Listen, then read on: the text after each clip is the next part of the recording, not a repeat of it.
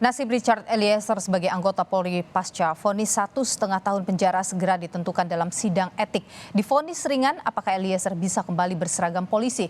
Kita bahas saudara malam hari ini bersama dengan Ketua Harian Kompolnas Benny Mamoto dan juga pengamat kepolisian Bambang Rukminto. Pak Benny, Pak Bambang, selamat malam, sehat selalu Bapak-Bapak. Malam, Mbak Nilo. Ya, saya ingin ke Pak Benny dulu. Pak Benny, dengan vonis 1,5 tahun untuk Richard Eliezer, apakah kemudian secara aturan ia bisa kembali menjadi anggota Polri? Ya, setelah vonis ini akan ditindaklanjuti dengan sidang etik.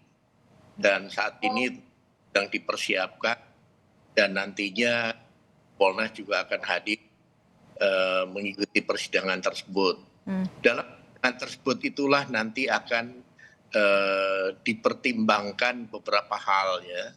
Di antaranya tentunya bagaimana kontribusi Eliezer ketika mengungkap kasus Duren 3. Kita semua mengikuti berita ketika itu dia minta menghadap Kapolri, kemudian menjelaskan apa yang terjadi, dan sejak saat itulah kemudian kasus Duren 3 terungkap. Ya. Yang bersangkutan cukup signifikan dalam hal ini dan ada keberanian dia untuk mengungkap fakta yang sebenarnya. Ini tentunya akan menjadi bahan pertimbangan. Di samping itu fakta-fakta yang terungkap di pengadilan itu juga nantinya tentunya dalam sidang etik juga akan menjadi pertimbangan. Hal-hal yang nantinya akan tidak hanya meringankan yang bersangkutan, tetapi komitmen yang bersangkutan untuk membantu dalam penegakan hukum ini sudah terbukti. Oke, jadi itu adalah hal-hal nanti yang akan mungkin bisa meringankan dan bisa membawa Eliezer kembali berseragam polisi, begitu Pak Benny? Keputusan nanti tentunya tidak elok kalau saya mendapat ataupun saya. Tapi pernahkah ada kasus seperti ini Pak Benny? Saya belum mengecek ya, cek apakah pernah ada kasus. Oke, saya ingin ke Pak Bambang dulu. Pak Bambang, kita lihat ada peraturan atau Perkap nomor 14 tahun 2011 pasal 22 di mana di bawah 4 tahun itu masih bisa.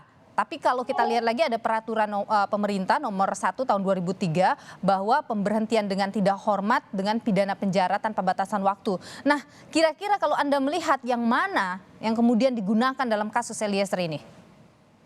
Ya, Perkap 14 tahun 2011 kan sudah direvisi menjadi peraturan kepolisian Republik Indonesia tahun nomor 7 tahun 2022. Memang apa itu syarat untuk dihukum bisa di PTDH itu adalah ancaman vonis 5 tahun malah, ancaman vonis ya.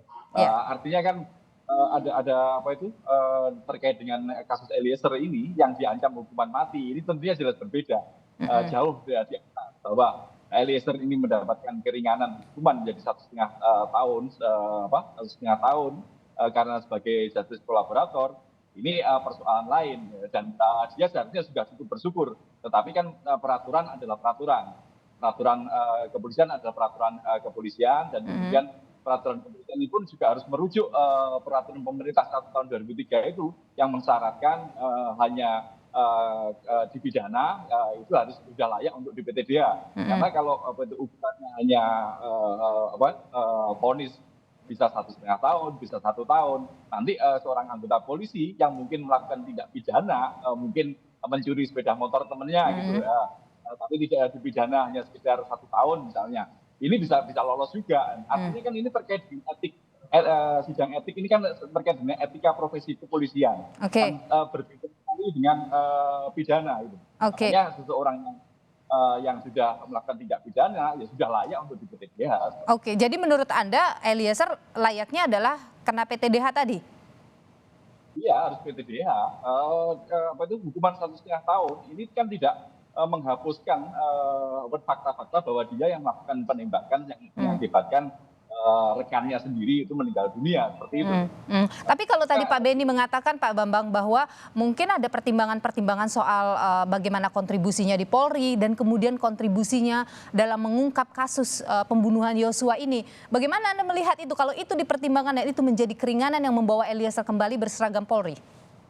kontribusi itu sudah diberikan hadiah oleh hakim dengan hukuman 1,5 tahun. Bandingkan dengan Ricky Rizal misalnya, dia sudah dihukum 13 tahun ya.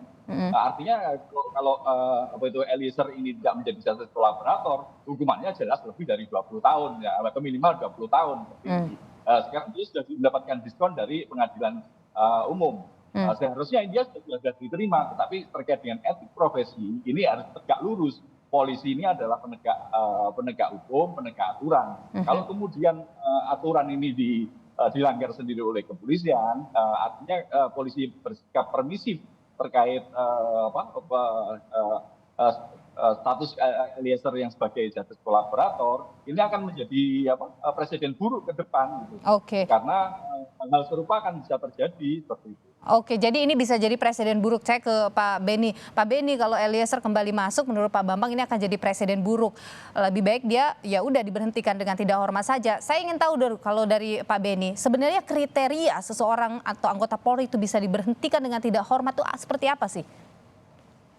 Jadi memang kalau mau berbicara apple to apple dengan kasus-kasus kriminal yang dilakukan oleh oknum polisi, memang agak susah ya. Tadi dikatakan mencuri motor temannya dan sebagainya. Sementara ini ada satu kasus besar yang tanpa kontribusi dari Eliezer mungkin akan menjadi lain. Karena kasus ini memang sudah dikonstruksikan sejak awal untuk bagaimana bisa menutupi apa yang sesungguhnya terjadi atau apa yang sesungguhnya direncanakan oleh Sambo.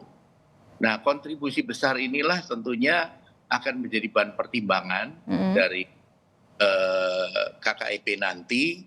Kemudian juga ditambah nanti kita juga melihat bahwa dari persidangan sendiri di antara para terdakwa yang ada, yang secara terbuka, jujur, bersikap kesatria, itu ditunjukkan oleh yang bersangkutan. Sementara lain kan masih ngeles, masih bohong dan sebagainya. Nah ini cara masalah etik poin positif gitu. Dia melakukan.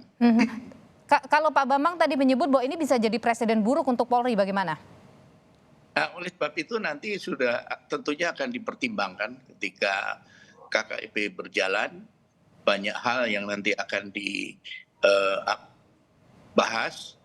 Nah, kami dari Kompolnas akan mengikuti jalannya sidang, sehingga tentunya keputusan yang diambil adalah yang terbaik.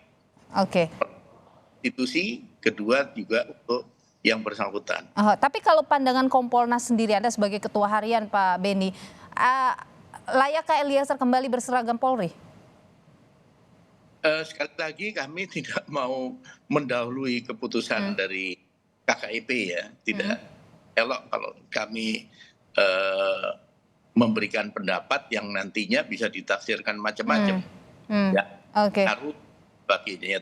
Tapi nanti dalam proses persidangan, ketika kami hadir, tentunya kami akan mencermati betul bahwa semua yang dilakukan itu sudah sesuai dengan ketentuan begitu. Baik.